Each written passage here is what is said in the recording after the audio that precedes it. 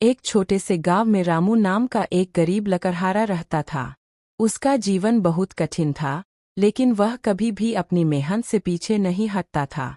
हर सुबह सूरज निकलने से पहले ही वह अपने पुराने कुल्हाड़ी को लेकर जंगल की ओर निकल पड़ता था। रामू के परिवार में उसकी बूढ़ी माँ और एक छोटी बहन थी। उनके खाने पीने और ज़रूरतों को पूरा करने की जिम्मेदारी उसी के कंधों पर थी। दिन भर वह जंगल में लकड़ियाँ काटता और शाम को उन्हें बाजार में बेचकर कुछ पैसे कमाता।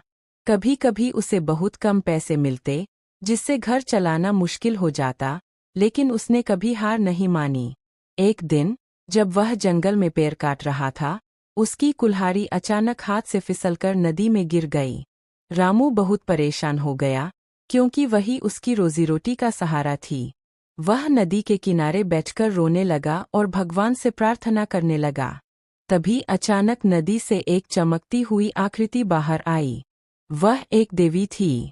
उन्होंने रामू से पूछा, तुम क्यों रो रहे हो? रामू ने विनम्रता से अपनी परेशानी बताई। देवी ने मुस्कुराकर नदी में डुबकी लगाई और एक सोने की कुल्हाड़ी निकालकर पूछा, क्या यह तुम्हारी है? रामू ने तुरंत कहा, नहीं, यह मेरी नहीं है।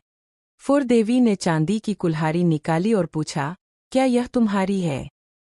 रामू ने फिर मना कर दिया। अंत में देवी ने उसकी पुरानी लोहे की कुल्हाड़ी निकाली।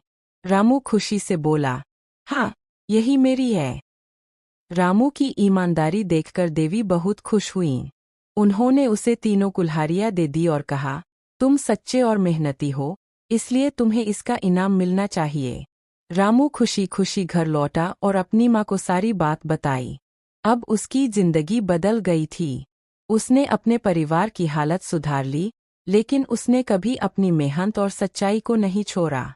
इस कहानी से हमें यह सीख मिलती है कि मेहनत और ईमानदारी हमेशा फल देती है। चाहे परिस्थितियाँ कितनी भी कठिन क्यों न हो, अगर इंसान सच्चाई और लगन से काम करे, तो सफलता जरूर मिलती।